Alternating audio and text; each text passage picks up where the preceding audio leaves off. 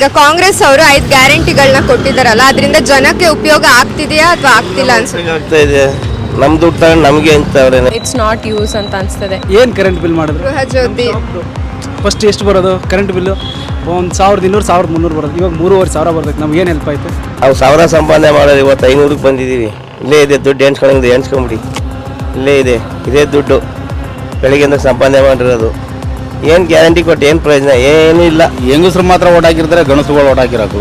Guarantee ಹೇಳ್ಕೊಂಡು 1 ರೂಪಾಯಿ ಕೆಲಸ ಮಾಡಿಲ್ಲ, ಯಾವ ಕೆಲಸನೂ ನಡೀತಾ ಇಲ್ಲ. ಎಲ್ಲ ರೇಟು ದುಬಾರಿ ಆಗಿದೆ, ಪ್ರತಿಯೊಂದು ರೇಟು ಜಾಸ್ತಿ ಇದೆ. ಎಲ್ಲೋ ಕೆಲವ್ರಿಗೆ ಉಪಯೋಗ ಆಗಿದೆ, ಎಲ್ಲರಿಗೂ ಉಪಯೋಗ ಆಗಿಲ್ಲ. ಈ ಕೈಲಿ 5 ರೂಪಾಯಿ ಕೊಟ್ಟರೆ ಈ ಕೈಲಿ 10 ರೂಪಾಯಿ ಕಿತ್ಕೊತ ಪ್ರಯೋಜನ ಇಲ್ಲ. ದಿನಸಿ ಧಾನ್ಯ ರೇಟ್ ಜಾಸ್ತಿ ಆಗಿದೆ. ನಮ್ಮದೇ ತೊಗೊಂಡು ನಮಗೆ ಕೊಡ್ತಾವ್ರು ಅಷ್ಟೇ. ಈ ಕಡೆಯಿಂದ ತೊಗೊಂಡು ಆ ಕಡೆ ಕೊಟ್ಟಂಗೆ ಆತ್ರಿ. ಯಾವುದು ನಮ್ಗೇನು ಯೂಸ್ ಆಗಂಥದ್ದು ಏನೂ ಇಲ್ಲ. ಅಗ್ರಿಮೆಂಟ್ ಮಾಡಕ್ಕೆ ಹೋದಾಗ 50 ರೂಪಾಯಿ ಇತ್ತು ಪೇಪರ್ಗೆ, ಈಗ 500 ರೂಪಾಯಿ ಮಾಡವ್ರೆ. ನಾವು ಹೋಗ್ಬಿಟ್ಟು ವಾಪಸ್ ಬಂದಿದ್ದೀನಿ. ನೀವು ಫ್ರೀ ಕೊಡೋದು ಕೊಟ್ಬಿಟ್ಟು ಈ ಕಡೆ ಬೆಲೆ ಸೇರಿಸ್ಬಿಟ್ರೆ that is not the point. ಅದು ನಮ್ಮ ದುಡ್ಡೇ, ಅದು ನಮ್ಮ ದುಡ್ಡು ನಮಗೇನು ಫ್ರೀ